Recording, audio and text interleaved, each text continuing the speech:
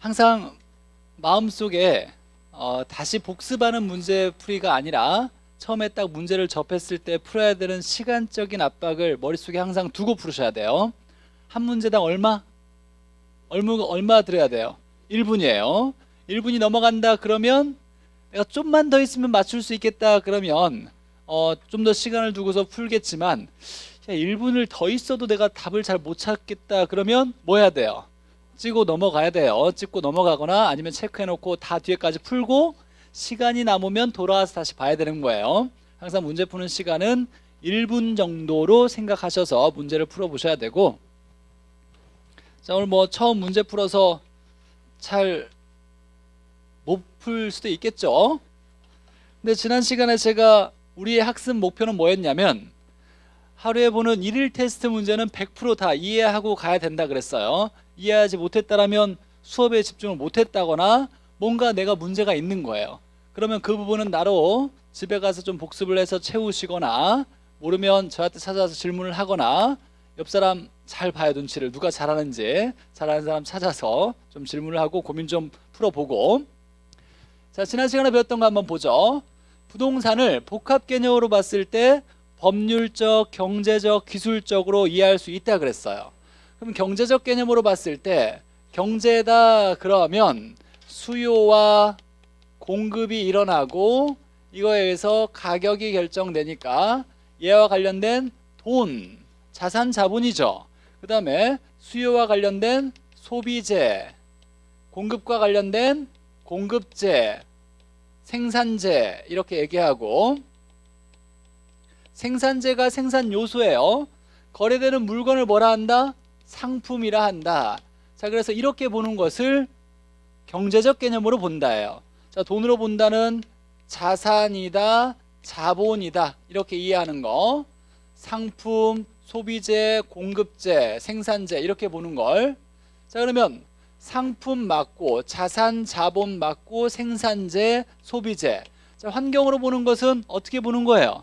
기술적으로 보는 거죠. 또는 물리적으로 보는 거예요. 형태가 있는 유형적 개념으로서 기술적으로 본다는 건 위치다, 공간이다, 자연이다, 환경이다. 자, 근데 이걸 다 일일이 다 외워야 되는 게 아니라 가장 중요한 건 이 경제적 개념으로서의 이걸 하나 딱 정리를 해놓고 얘가 아닌 나머지는 기술적이다 이렇게 정리하면 돼요. 그리고 법적으로는 이해할 수 있어야죠. 협의는 토지와 정착물, 광의는 토지, 정착물에다가 준부동산 이렇게 포함되는 거고. 자, 2번 보죠. 부동산의 개념. 자, 법적 개념은 무형적 측면으로, 맞아요. 법적 개념은 무형적, 형태가 없는 측면. 형태가 있는 건 기술적 또는 물리적밖에 없죠. 법률적, 경제적은 형태가 없어요. 얘는 맞는 거예요. 자, 좁은 의미의 부동산, 협의의 부동산이죠. 법에서 정의하고 있는 협의의 부동산은 토지 및 정착물, 맞죠? 자, 준부동산은 광의의 부동산에 포함되는 건데 부동산과 유사한 공시 방법을 갖춤으로써 넓은 의미의 부동산. 자, 이게 한꺼번에 읽혀야 돼요. 그냥 부동산이 아니라 넓은 의미의 부동산에 포함된다. 맞아요? 맞죠? 광의의 부동산에 포함되죠. 그러나 그냥 이런 말 없이 준부동산은 어찌저찌하는 부동산이다 이러면 틀린다 그랬어요. 준부동산은 어찌저찌하는 동산 등을 의미하는데 어디에 포함된다? 넓은 의미의 광의의 부동산에 포함된다 이렇게 나와야 되는 거예요. 얘는 맞는 거예요. 여기까지 한꺼번에 보는 거예요. 그냥 부동산이라고 얘기한 게 아니라 넓은 의미의 광의의 부동산이니까 맞고. 자, 토지와 건물이 각각 독립된 거래의 객체예요. 즉 토지와 건물은 따로따로의 부동산인데 마치 하나의 결합된 상태로 다루어져서 부동산 활동의 대상으로 인식될 때 이를 복합 개념의 부동산이라고 하는 것이 아니라 복합 부동산이라 한다죠.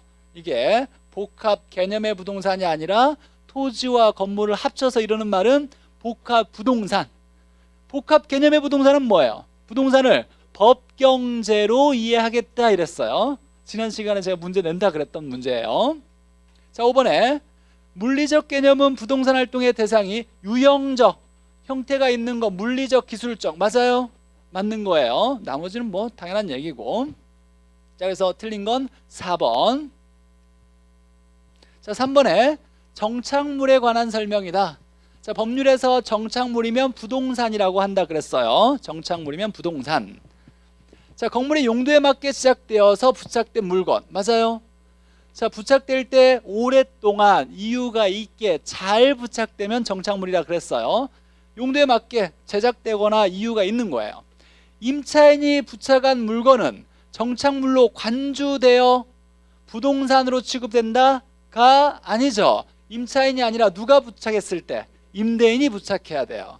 즉 임차인이 부착하면 이사갈 때 떼어갈 수 있다고 본 거니까 정착물이 아니고 임대인이 부착해야 정착물 오랫동안 붙일 거라고 생각하면서 정착물이 되죠. 2번이 틀렸고. 자, 3번에 자, 물리적으로 토지에 단단히 고정되어 있어서 단단히 고정되어서 떼기가 어렵고 합리적이고 어쩌고 좋게 인정되는 물건. 그냥 좋은 얘기다 라고 생각하면 돼요. 크게 의심할 필요는 없고. 자, 잘 붙여 있으려면 단단히 붙여져 있어야 되는 거예요. 4번에 토지에 부착되어 계속적으로, 이 말을 영구적으로 또는 항구적으로 이렇게 부착되어 있으면 정착물. 자, 5번이 중요한 얘기였죠. 다음번에는 아마 이 단원에서 이게 답이 될 거예요. 자, 건물에 부착된 물건을 제거할 때, 분리할 때 건물에 문제를 일으켜야 돼요? 일으키지 않아야 돼요? 일으켜야 되는 거예요. 손상이 있어야 붙일 만한 이유가 있었던 거예요. 그래서 제거 시 건물에 물리적 또는 기능적으로 손상이 있어야 뭘로 한다? 부동산으로 간주한다. 이건 맞는 얘기죠. 자, 근데 임대인이 설치해야 정착물이고 임차인이 설치하면 이건 동산으로 보죠. 자, 4번 토지의 분류. 자, 부지는 어떤 용도로 사용되고 있는 바닥 토지로, 뭐 이런 것들은 중요한 단어가 아니고 부지는 바닥 토지로, 자, 뭐뭐 등의 바닥 토지에 사용되는 가장 포괄적인 용어다. 맞아요? 맞죠? 건물을 지을 수 있든 없든 무조건 바닥에 있는 토지를 부지라는 말을 쓸 수 있고. 자, 획지는 뭐가 비슷해야? 가격이 비슷한 일단의 한 덩어리의 토지를 말한다. 경제적 개념이고, 이 경제적 개념 가치를 판단하는 걸 감정평가라 했으니까 감정평가에 중요한 거고. 자, 필지는 하나의 지번이 붙는 토지의 면적 단위다. 면적 단위는 제곱미터나 평을 얘기하는 거죠. 필지는 무슨 단위다? 등록 단위다 그랬어요. 역시 지난 시간에 시험 문제 낸다 그랬어요. 면적 단위라는 말은 쓰지 않아요. 등록 단위다. 법적 개념으로 등기 등록할 때 등기부에는 등기한다 그러고 우리가 토지대장이나 건물대장에는 등록한다는 말을 써요. 등기나 등록이나 같은 얘기예요. 물론 공시법에는 어문이 구분하겠지만 우리는 학기론에서는 등기가 등록이다 이렇게 얘기해요. 등록 단위다. 3번이 틀렸고. 자, 후보지는 후간이라 그랬어요. 용도지역 상호 간에 전환이 진행되고 있는 토지를 말한다. 맞죠? 이행지는 용도지역 내에서 전환되고 있는 이런 토지를 이행지라 그랬고. 자, 건부지는 일반적으로 건물이 있는 토지를 건부지라 그러는데 건부 감가에 의해서 나지에 비해서 건부지의 가격이 어떻다? 낮다. 맞는 얘기죠. 나지가 비싸고 건부지가 싸다. 자, 틀린 건 3번에 면적 단위가 아니라 등록 단위다. 자, 5번에 자, 자연적 특성에서 부부 연계가 있었어요. 부동성, 부중성, 영속성, 개별성 이 4개가 있었는데 자, 부중성은 만들지 못한다예요. 자, 만들지 못한다. 증가시키지 못한다. 토지는 노동이나 생산비를 투입하여 순수한 그 자체의 양, 토지의 양을 늘릴 수가 없다. 맞죠? 물리적 공급이 안 된다라는 말을 이렇게 풀어 쓴 거예요. 물리적으로 양을 늘릴 수 없다. 자, 두 번째. 자연물인 토지는 유한하여 만들 수 없으니까 유한하다, 한정적이다, 희소하다 이런 얘기할 수 있어요. 하여 소유욕을 발생시킨다. 맞아요. 서로 차지하게 하려고 하는 욕구를 만들죠. 조금밖에 없다 보니까. 자, 부중성에 기인한 희소성. 자, 유한하다, 희소하다 같은 얘기예요. 희소해서 누구끼리 경쟁을 한다? 수요자끼리의 경쟁을 하더라. 서로 차지하려고 수요자 경쟁을 하더라. 그로 인해서 토지의 가격이 어때진다? 높아지더라. 토지의 가격이 높으면 넓게 토지를 이용해요? 좁게 이용해요? 좁게 이용하죠. 좁게 이용하되 건물을 높게 지하 깊숙이 이렇게 고층화나 지하화 입체화하는 걸 무슨 이용? 집약적 이용을 하더라 라고 그랬어요. 맞는 얘기고. 자, 부중성으로 인해 물리적 공급량을 증가시킬 수 없다. 맞죠? 토지의 양을 늘릴 수 없다. 자, 5번에 부중성의 예외는 있어요, 없어요? 예외는 없다예요. 그러니까 틀린 거예요. 예외가 아니에요. 매립이나 산지 개간을 통해서 농지나 택지 확대는 땅을 만든 게 아니라 있었던 땅을 이용하지 못했던 걸 이용할 수 있게 바꾼 거니까 뭐라고 하냐면 경제적 공급을 늘렸다라고 얘기해요. 자, 경제적 공급을 늘린 건 이건 부중성의 예외가 아니라 용도를 바꿨다. 용도의 다양성에 의해서 경제적 공급을 늘렸다라고 얘기하는 거지. 부중성의 예외라고 얘기하지 못한다예요. 부중성의 예외는 있다 없다? 없다죠. 자, 이건 부중성의 예외가 아니라 이렇게 경제적 공급을 늘린 것은 인문적 성질의 용도의 다양성에 의해서 변할 수 있는 성질이고 부중성에 의해서는 물리적 공급이 안 된다. 많은 선생님들이 이런 얘기해요. 필기하지 마라. 이런 얘기 들었어요, 안 들었어요? 들었죠? 우리가 예전에는 동영상 강의 같은 게 없었어요. 한번 칠판에 설명하면 그 다음에 볼 기회가 없어요. 그때는 내가 뭔가를 체크해놓고 이것과 연상되게 기억을 하기 위해서 따로 정리를 막 해야 돼요. 그렇죠? 그때는 그럴 수밖에 없었어요. 근데 지금은 그래요, 안 그래요? 안 그러죠? 내가 보고만 싶으면 다시 설명 듣고 싶으면 컴퓨터나 핸드폰만 열면 다시 볼 수 있어요. 그래서 설명을 듣는 게 더 중요해요. 물론 필기하면 좋긴 하겠지만 나중에 따로 보기 위해서 필기해 놓으면 아, 근데 내가 이걸 몰랐으니까 나중에 이걸 신경 써야 되겠다라고 체크하겠지만 설명도 안 듣고 필기에 막 집중하는 건 이건 말도 안 되는 얘기예요. 그런 건 하지 말고 가능한 설명 듣는 게 중요하니까 설명을 듣고 내가 설명 듣는데 귀로 듣는데 충분히 이해된다. 그럼 내가 이걸 좀 주의해야 되겠다. 이런 단어만 체크해 놓는 거예요. 그냥 꼼꼼히 막 선생님이 적는 거 막 다 옮겨 적는다고 바쁘면 안 돼요. 그럴 필요 없고 이 설명은 1년 내내 한 20번, 30번쯤 계속 해줄 거예요.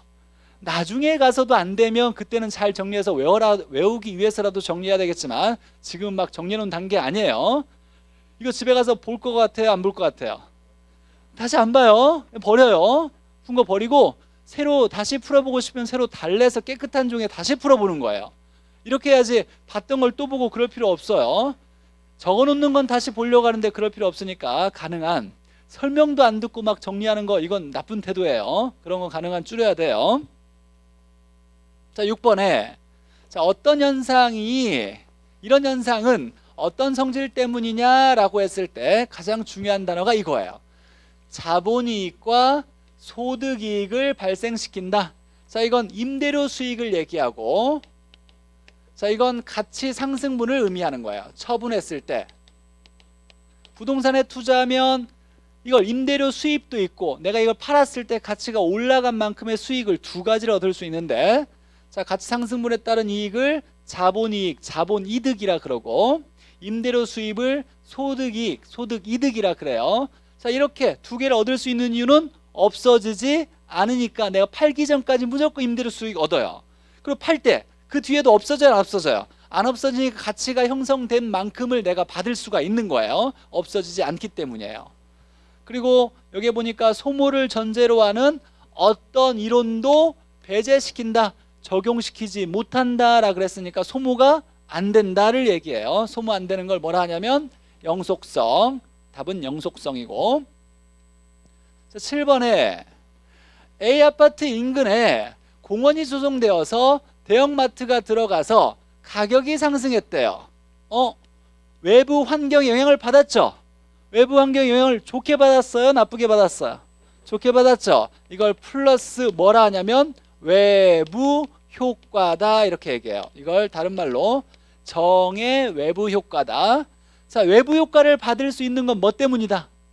움직이지 않기 때문에 항상 외부 환경에 영향을 받을 수밖에 없더라. 외부 효과를 얘기했으니까 부동성 이렇게 찍어야 돼요.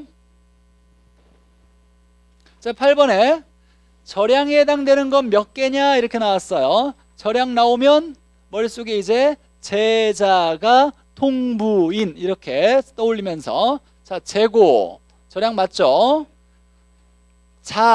자산, 자본, 그렇죠? 가격, 가치, 그다음에 통화량, 부채, 그다음에 인구 맞는데, 자, 임대료 수입이나 임금은 얘는 다 수입이에요. 소득, 수입 이렇게 얘기하고, 자, 여기에 수요와 공급은 대표적으로 유량이죠. 수요, 공급, 유량, 소득과 지출도 유량. 얘들은 다 유량을 얘기하고, 절량은 세계, 제자가 통부인해서 세계. 자, 9번에 자, 아파트에 대한 수요의 변화 요인과 수요량의 변화 요인이 옳게 묶인 것은 이라고 나왔어요. 그냥 보너스예요. 근데 실제로 이게 기출문제에 나왔을 때 이게 뭔 문제야? 문제를 파악하지 못해서 틀린 사람들이 수두룩했어요. 근데 어려운 문제가 아니라 중요한 건 얘 중요한 거예요. 단어가 아파트를 얘기하는 거예요. 아파트의 수요의 변화, 수요량의 변화, 이 두 개를 구분할 수 있어야 된다. 자, 아파트에 대해서 수요량의 변화와 수요의 변화는 어떻게 구분하느냐?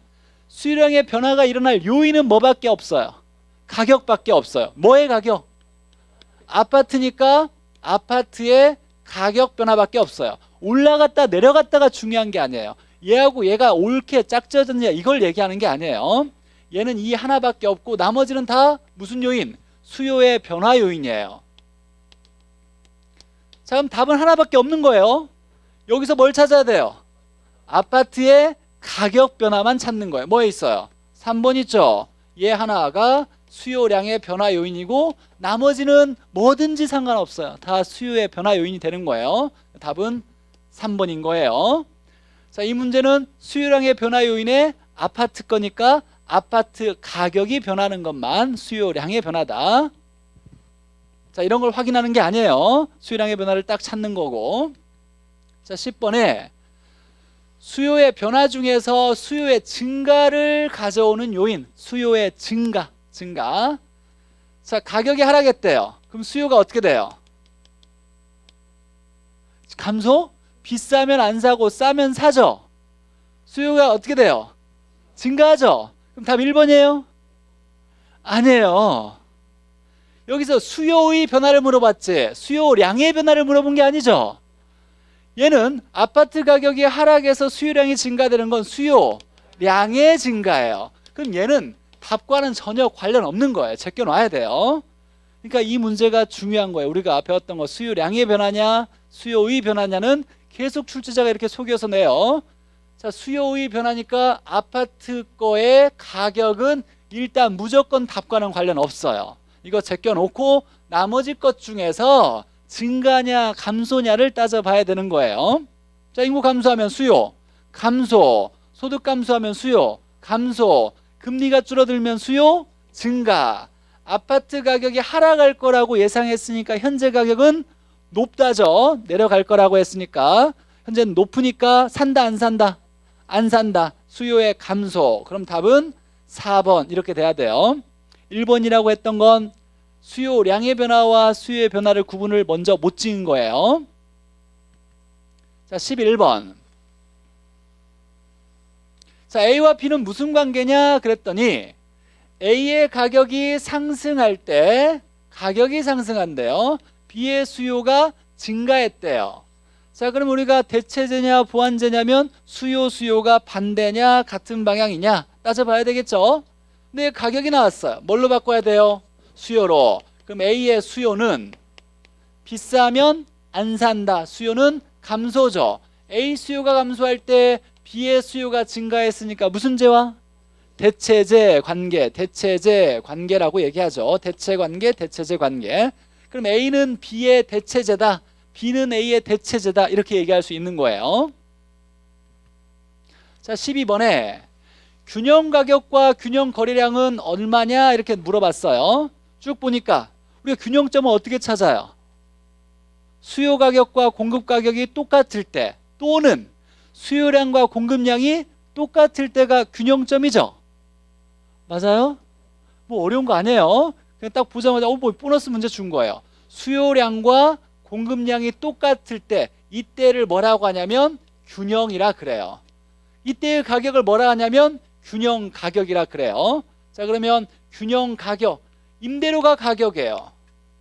임대료가 가격이에요. 우리가 임대주택에서 돈을 지불하는 가격을 임대료라고 그래요. 근데 우리는 부동산 시장에서 임대주택에 대한 수요 공급을 얘기할 때 가격은 임대료로 판정하는 거예요. 앞으로 임대료 나오면 가격을 얘기하고, 균형 거래량은 같을 때의 양이에요. 그러면 균형일 때는 언제냐면 이때죠. 수요량과 공급량이 똑같을 때. 그럼 균형량은 얼마? 80으로 갖고 이때 균형 가격은 얼마? 이때의 가격 6만 원인 거예요. 같을 때. 같지 않을 때는 뭐예요? 균형이 아닌 상태죠. 자, 그럴 때 여기를 볼게요. 누가 많아요? 수요량과 공급량 중에 공급량이 많죠. 이런 걸 우리가 뭐라고 하냐면 초과 공급이라 그러고, 여기는 수요가 많죠. 여기를 뭐라고 하냐면 초과 수요 상태다 이렇게 얘기해요. 자, 균형일 때는 같을 때.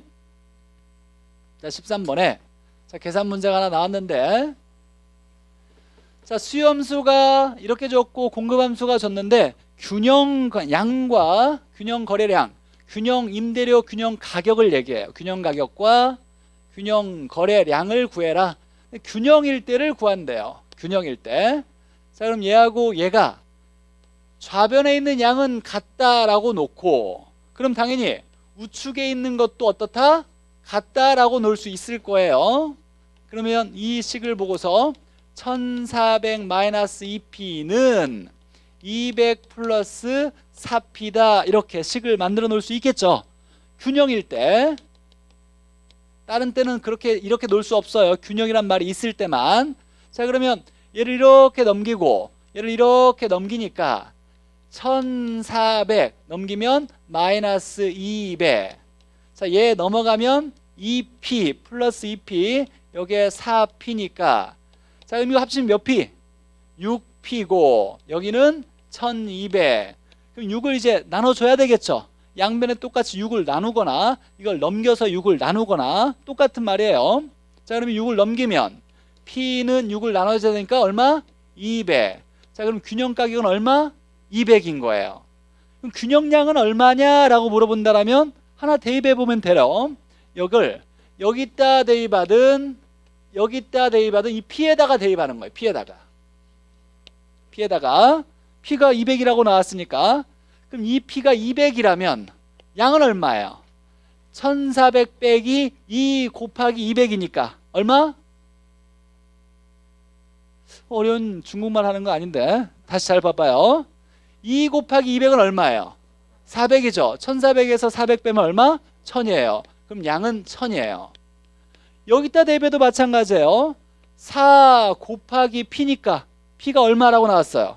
200. 그럼 4 곱하기 200은 얼마? 800. 200을 더하면 1000. 여기다 대입해도 마찬가지로 q는 1000인 거예요.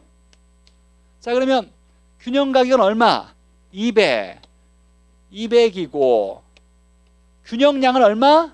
1000. 이렇게 틀려도 괜찮아요. 다음번에 풀 때 맞을 수 있으면 돼요. 왜 틀렸는지, 내가 뭘 계산을 못했는지 좀 생각을 해봐요.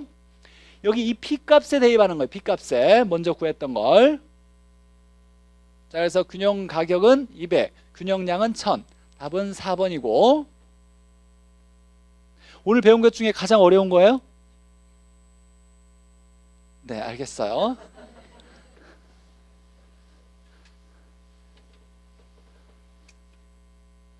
그리고 뭔가 좀 표정을 막 지어야 돼요. 어렵다 그러면 막 표정을 막 일그러뜨려요. 막 눈을 막 깜빡깜빡 거리든지.